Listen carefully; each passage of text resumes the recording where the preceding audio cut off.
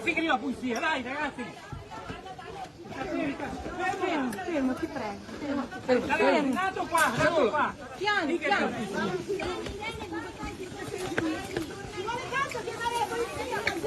Si è chiamato anche polizia!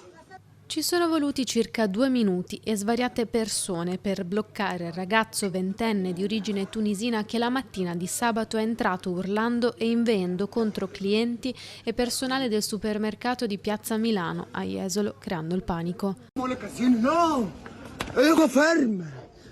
Ferma ya Zebbi! Ferma ya Zebbi!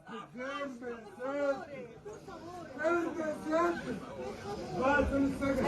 No, vai fuori! Vai fuori! Subito vai! No, basta! Basta! Basta! Signori, Basta! piano Daniele! Daniele! No, basta!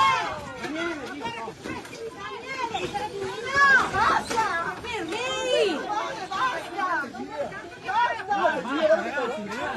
Attimi di paura, 3 minuti che per i clienti e i dipendenti del supermercato sono sembrati un'eternità nell'attesa dell'arrivo delle forze dell'ordine che una volta giunte sul posto lo hanno condotto in caserma. Il giovane è ben noto alle forze dell'ordine e solito aggirarsi tra Piazza Milano e Piazza Mazzini, fenomeni che Jesolo si trova ad affrontare soprattutto nel periodo estivo, dove passa da circa 27.000 abitanti a più di 250.000. Assorbe in realtà quelli che sono problemi che normalmente in queste città invece purtroppo hanno tutto l'anno.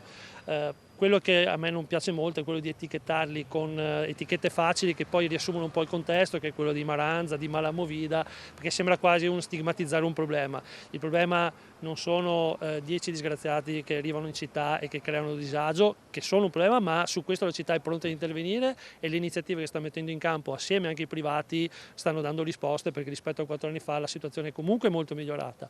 Quello che non è migliorato è la situazione sociale legata a questi giovani. Il problema non è puntuale, è un problema più sociale, culturale e forse più che a botte di ordinanza o di norme, sebbene siano importanti a risolvere il problema puntuale, c'è bisogno proprio di un percorso culturale che migliori questa situazione.